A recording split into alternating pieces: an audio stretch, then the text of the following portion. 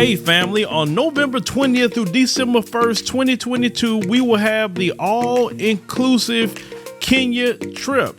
Now, a lot of times people have said, hey, Phil, when's the next trip we'd like to go? I want to see Africa for myself, but this is the time to go. Everything will be taken care of. All excursions are paid. You can do monthly payments.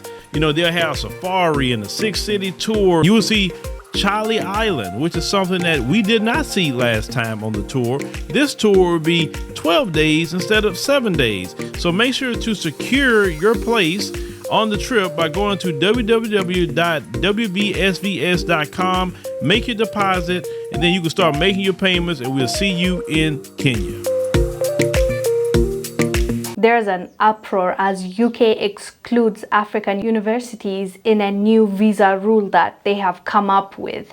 And, you know, this rule is motivating students into applying in the UK so that they'll have the smartest and the brightest people working for them and graduating in their master's and PhD programs. So in this rule that they have come up with, there are 50 universities that they want to allow. And from all those 50 universities, no African university is included. And people are mad and angry and calling them out.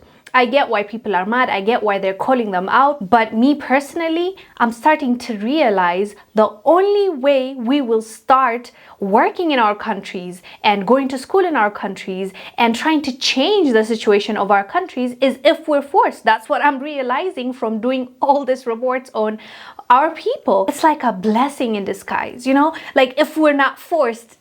Let me give you an example. What I'm trying to say is Ukraine conflict, right? Now we're seeing how they're treating us.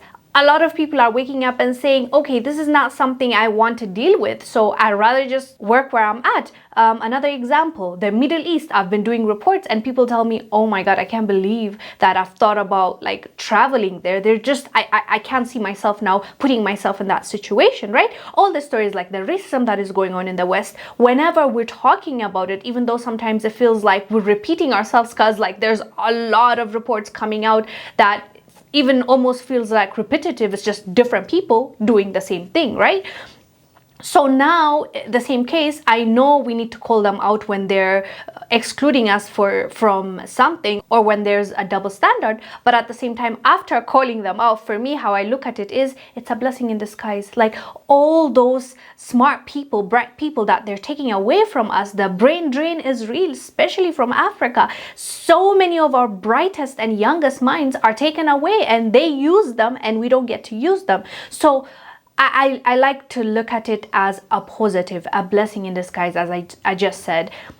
Yes, some people might feel bad because they were hoping to get to that university, or after their university, they wanted to work there because probably they'll get more money there. I get that part. But at some point, we have to realize we need to build our own. We need to build our own countries, our own continent. If all these young men and women are leaving our countries and our continent to go build somebody's country, they're growing and we're not. But when they're forced to stay where they are, they'll think of ways. After all, they have the mind, they have the skills, they have the brains, they went to school to, you know, learn more and to experience. So I don't know. I know there's an uproar and I know there's a lot of people that are mad at this rule that UK came up with.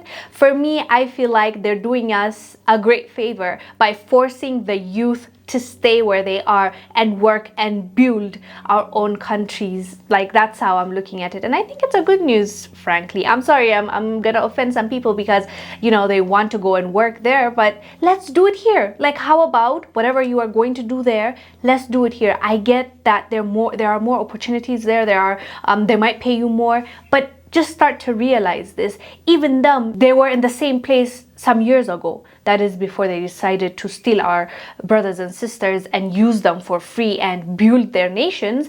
All I'm trying to say is, why not build our own? Why not change things for the better? Why not build up and develop our own continent? I think that's the best way to go, in my opinion. And I know what they did was not right. I'm not condoning it. I can still call it out and still see the good in the decision they have made. We can turn it into something positive for ourselves. That's what I'm saying. Anyways, fam, let us know down below what your thoughts are about this. I am Wongel Zelalem. I'll see you on the next one. Bye. Colonization never ended in the white supremacist system. And as we see today, the colonization is in the mind. Now, those who have been enslaved and those who have been colonized, we're still dealing with the remnants of that through the colonization of the mind. Pick up my book, 7 Steps to Decolonize the Mind, and we will help deprogram you from the colonization that was put upon you by generations and generations of white supremacy. You can pick it up today on Amazon.com.